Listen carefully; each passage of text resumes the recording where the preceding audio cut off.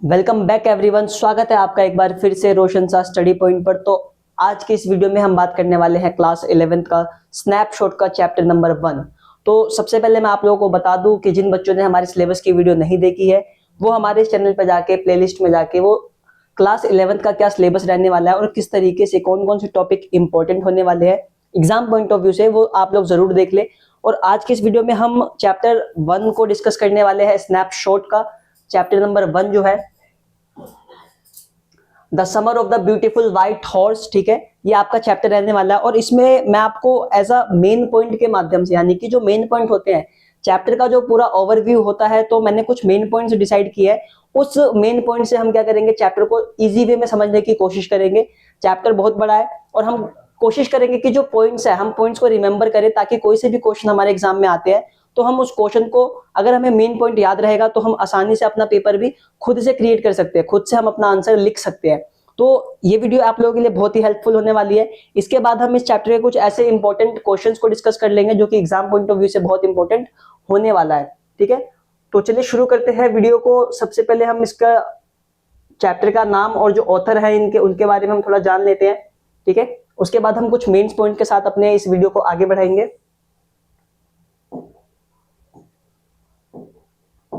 तो जैसे कि आप देख सकते हो यहाँ पे the summer of the beautiful white horse. तो अभी भी आप सभी को पता है समर सीजन चल रहा है, बहुत ज्यादा गर्मी लग रही है। आप लोग अपना ध्यान भी रखिएगा। ठीक है, आप लोग पानी जरूर पीते रहिएगा क्योंकि ये सीजन बहुत ही, दिल्ली वालों के लिए तो बहुत ही, खासकर रेड अलर्ट एक तरीके से मैं कहूँ तो चल रहा है यहाँ पे और बहुत ज्यादा गर्मी है। तो उसी से रिलेटेड हमारा एक चैप्टर आ गया है द समर से related, the summer of the beautiful white horse. तो इस पूरे चैप्टर के अंदर हमें एक ऐसी एक प्रजाति है, उस प्रजाति के जो छोटे बच्चे होते हैं, यानी कि मैं कहूं कि 13 साल के बच्चे, 9 साल के बच्चे, तो उन बच्चों को एक घोड़ा मिलता है। ठीक है, और जो पूरी कहानी है वो घोड़े को लेकर ही उसके आसपास ही घूमती है। ठीक है, तो ये हमारा चैप्टर रहने वाला है। तो इसमें हम मेन पॉइंट की सहायता से शुरू करते हैं कि पहला पॉइंट हमारा क्या कहता है और बहुत ही इजी वे में आपको समझ में आएगा। This is a story of 2 tribal Amerian boys who belong to the Gargorian tribe. ठीक है, तो ये जो स्टोरी है हमारी स्टोरी है 2 ऐसे बच्चों की जो अर्मीनियम जाति के हैं। कौन सी जाति के हैं ये आपको याद रखना, अर्मीनियम। ठीक है, और क्या है, वो गार्गोलियन ट्राइब की है, यानी जो प्रजाति होती है वो उस प्रजाति से संबंधित रखते हैं। ठीक है, their tribe lives in extreme poverty yet nothing could match their honesty. ठीक है, हमें चैप्टर के आगे थोड़ा बताया जाता है कि जो वो बच्चे हैं, यानी कि वो जो जनजाति है, वो जिस जाति से बिलोंग करते हैं, वो क्या करते हैं कि वो बहुत ही एक ऐसी जाति है जो बहुत गरीबी से, मतलब गरीबी वाली जनजाति आप कह सकते हो जो उसमें रहती है। ठीक है, लेकिन उनका क्या होता है, ऑनेस्टी किसी, मतलब उनकी ऑनेस्टी को कोई बराबर नहीं कर सकता। ठीक है, जैसा कि आप देख सकते हो, yet nothing could match their honesty. वो गरीब तो है लेकिन उनकी ईमानदारी, उनका क्या है, एक बोल सकते हैं कि वो मतलब बहुत ही ईमानदारी प्रजाति, एक आप कह सकते हो इस तरीके से। ठीक है, they never did anything wrong and never lied और नेवर इवन स्टोल एनीथिंग। वो बच्चे क्या करते हैं, या वो उस प्रजाति के लोग क्या करते हैं, उन्होंने आज तक, ठीक है, आज तक उन्होंने कुछ ऐसा कोई गलत चीज नहीं किया। ठीक है, कभी उन्होंने झूठ नहीं बोला और क्या, उन्होंने कभी भी किसी चीज की चोरी भी नहीं की। तो स्टोरी के ये जब स्टार्टिंग में ये हमें कुछ पॉइंट्स बताई गई है कि हम किसके ऊपर डिस्कस करने वाले हैं, तो मैंने आपको सबसे पहले कहा कि हम एक ऐसी अर्मीनियम बॉयज के बारे में बात करने वाले हैं जो गार्गोलियन ट्राइब से बिलोंग करते हैं। ठीक है, और उनकी ईमानदारी का प्रतीक, मतलब उनकी ऑनेस्टी को कोई भी मैच नहीं कर सकता, मतलब उनकी ऑनेस्टी का कोई बराबर नहीं है। ठीक है, उसके बाद हम बताते हैं कि इसमें भाई they never did anything wrong and never लाइड।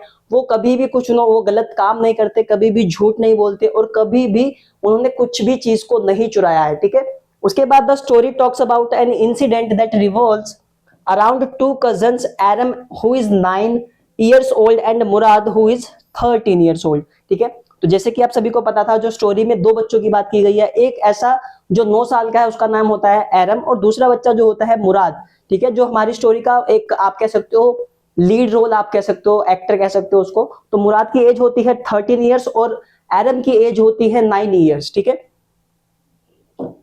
चलिए आगे बढ़ते हैं, जिसमें अगला पॉइंट है हमारा, Murad was considered to be crazy by everybody. He new, ठीक है।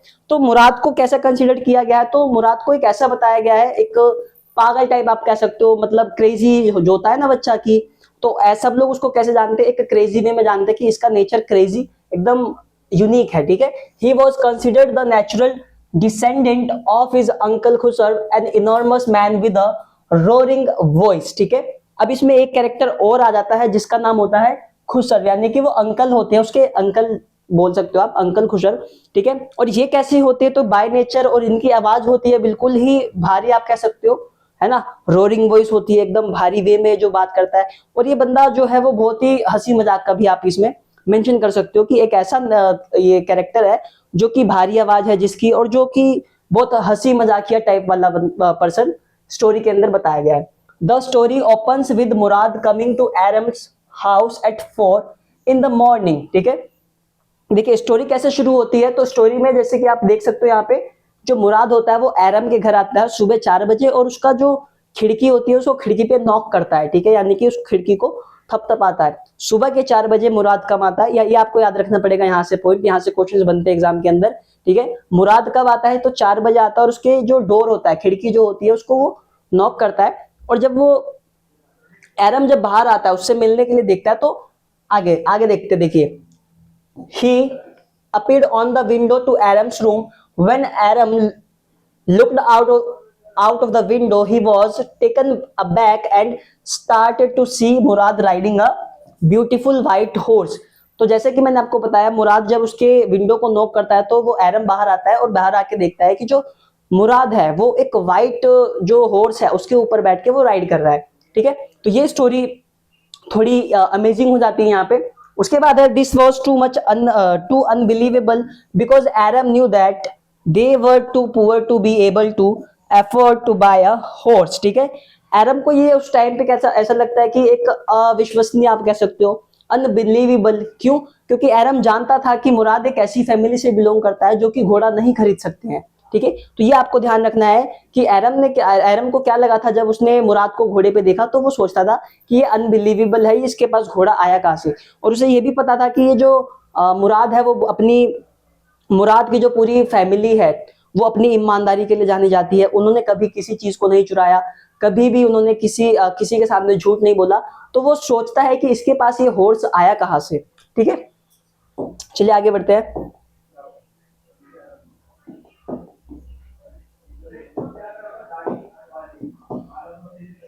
ठीक है, देखिए, he even counted the horse teeth and was just, एक सेकेंड रुको, एक स्लाइड मिस हो गई इसमें।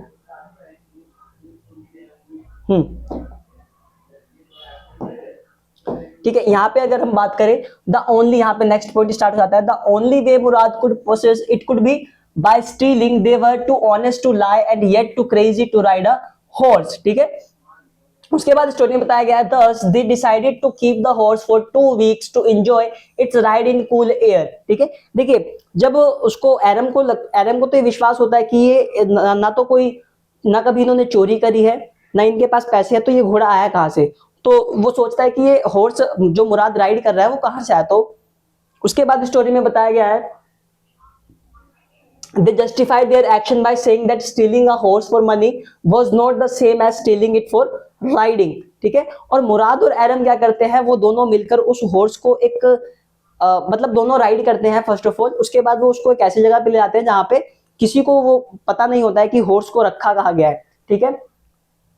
दे hide it from the rest of the world by keeping it in the barn of a deserted vineyard. वो लोग क्या करते हैं, वो उस हॉर्स को, ठीक है, एक अंगूर के बगीचे में पूरी सबसे, मतलब वहां पे जितने भी लोग रहते थे सबसे छुपा के वो उस हॉर्स को वहां पे कुछ दिनों के लिए रखते हैं, ठीक है। आगे है, one day while returning from horse riding they came across John बायरो a farmer who was the owner of that horse, ठीक है। देखिए जब वो लोग राइडिंग करके एक दिन वापस आ रहे होते हैं तो उनको एक फार्मर मिलते हैं, एक किसान मिलते हैं जिनका नाम क्या होता है, जॉन बायरो, ठीक है। जो एक्चुअली में, जो रियल में उस हॉर्स के क्या होते हैं, उस हॉर्स के वो ओनर होते हैं, यानी कि जो वो हॉर्स होता है वो जॉन बायरो का ही होता है, ठीक है। John बायरो was sure that it was his horse, yet he did not suspect this boys, ठीक है। मतलब उनको पहले ये लगता है कि ये मेरा ही हॉर्स है, ठीक है। एक तरीके से वो सोचते हैं कि ये मेरा ही हॉर्स है, उनको एक अंदाजा हो जाता है, ठीक है। और लेकिन वो उन बच्चों पर शक नहीं करते हैं, ठीक है। उन बच्चों को ये नहीं कहते कि तुमने चोरी किया है, वो बस अनुमान लगाते हैं कि ये मेरा ही हॉर्स है, ठीक है। आगे आओ।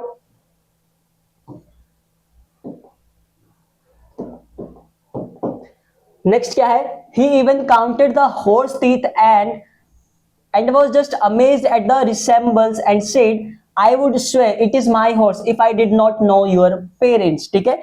वो क्या करते हैं, उस हॉर्स के जो टीथ होते हैं उस टीथ को काउंट करते हैं और वो काउंट करने के बाद बताते हैं कि ये मेरा ही, मतलब मेरा ही, एक तरीके से ये मेरा ही हॉर्स है, ठीक है। फिर वो कहता है कि मैं कसम भी खाता हूं, अगर तुम्हारे पेरेंट्स को मैं नहीं जानता तो मैं कसम खाता कि ये हॉर्स जो है वो मेरा ही है, ठीक है। This moving experience led the boys towards John's vineyard the every next morning, ठीक है।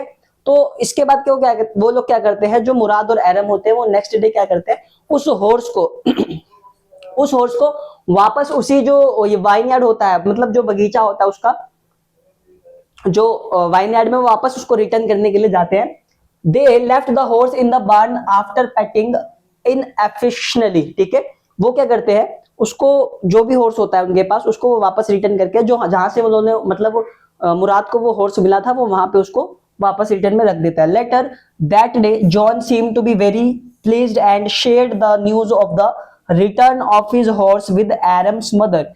जब उसको घोड़ा मिलता है जॉन बायरो को, तो वो बहुत ज्यादा प्लेस्ड, यानी कि खुशी से, एक आप कह सकते हो बहुत ज्यादा खुश हो जाता है। और खुश होने के बाद वो क्या करता है, वो एरम्स की मदर के पास, मतलब मदर को बोलता है कि मेरा घोड़ा मुझे वापस मिल गया है। The story teach us the importance and necessity of honesty even in the face of grid and passion, ठीक है। तो ओवरऑल हमें इस स्टोरी से क्या सीखने को मिलती है, तो ये स्टोरी आप कह सकते हो हमें बताती है कि लालच और जिज्ञासा से बड़ी भी क्या चीज होती है, तो वो होती है ईमानदारी, ठीक है। तो इससे नॉर्मल क्वेश्चन एक आपसे पूछ लेगा, तो इसको आपको ये पॉइंट जरूर याद रखना है। The story teach us the importance and necessity of honesty even in the face of grid and passion, ठीक है। तो ये लाइन आप यहाँ पे याद रखोगे। उसके बाद मूव ऑन करते हैं।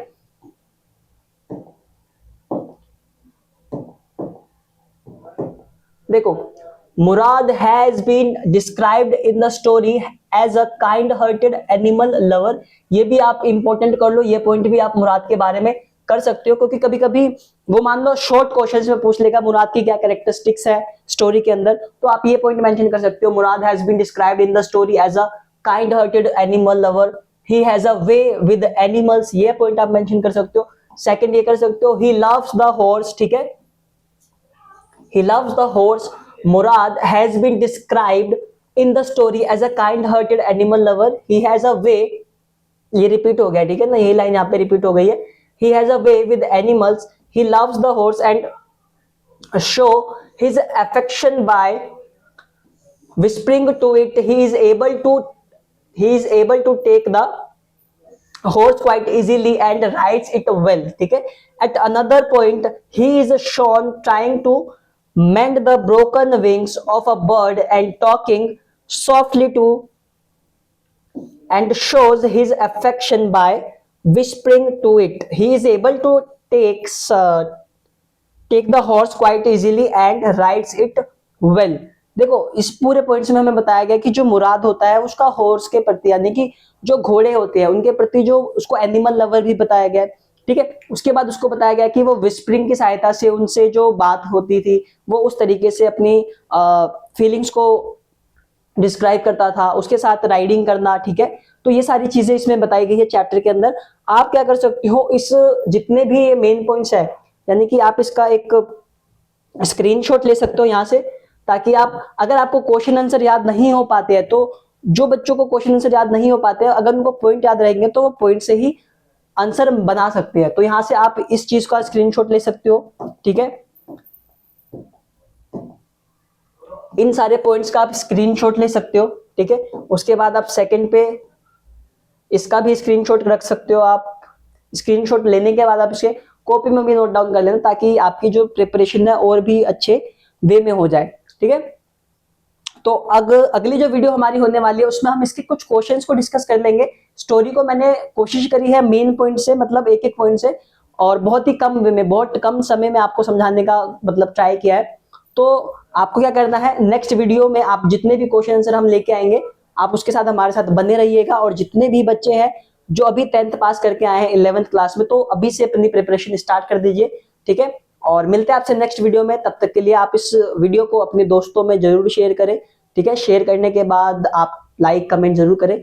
और कुछ बच्चे ऐसे हैं जो कमेंट्स करते हैं, नेगेटिव कमेंट्स कर देते हैं, तो ऐसा आपको नहीं करना है। मैं उम्मीद करता हूं आप सभी एक अच्छी फैमिली से बिलोंग करते हैं, तो आपको नेगेटिव कमेंट नहीं करना है, ठीक है। अगर आपको अच्छा नहीं लग रहा है तो आप कमेंट नहीं करें, मतलब कोई दिक्कत नहीं, लेकिन आप नेगेटिव किसी भी टीचर के नेगेटिव कमेंट ना करें, ठीक है।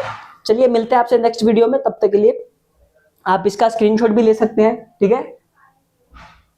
और नेक्स्ट वीडियो में हम क्वेश्चन आंसर को डिस्कस कर लेंगे, ठीक है।